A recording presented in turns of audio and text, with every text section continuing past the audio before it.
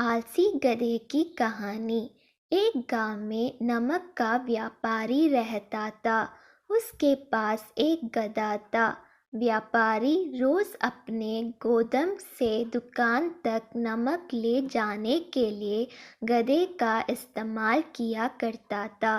वह नमक को बोरी में भरकर गधे की पीठ पर लाद देता और उसके साथ साथ चलता हुआ दुकान तक आता था। व्यापारी का गधा आलसी प्रवृत्ति का था। काम से बचने के लिए वह नित नए उपाय सोचता रहता था।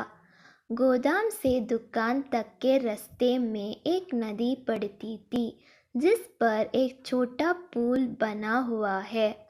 एक दिन नदी पर बने पुल पर चलते समय अचानक गधे का पैर फिसला और वह नदी में जा गिरा।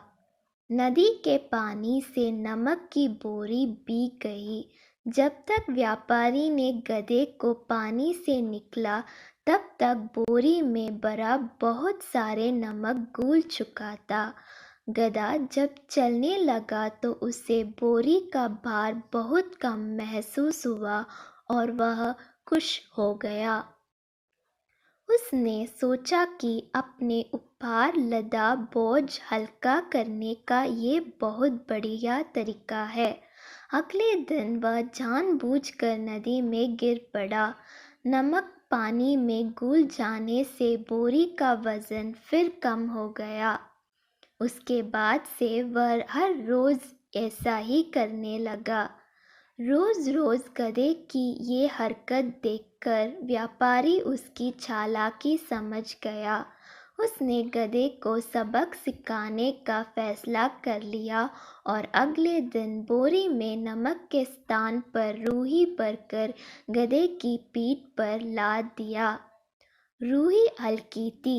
इसके बाद भी आलसी गधे ने सोचा कि क्यों ना रोज की तरह नदी के पानी में गिरकर इस वजन को हार कम कर लिया जाए। इसलिए वह जानबूझकर नदी में गिर पड़ा। लेकिन इस बार बोरी में नमक नहीं बल्कि रूही थी।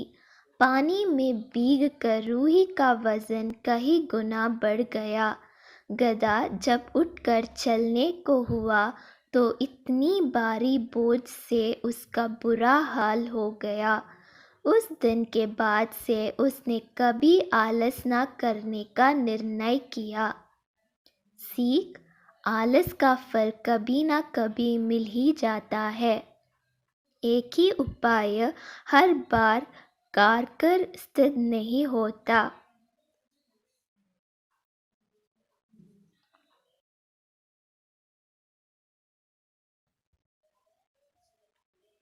उतरी हवा और सूर्य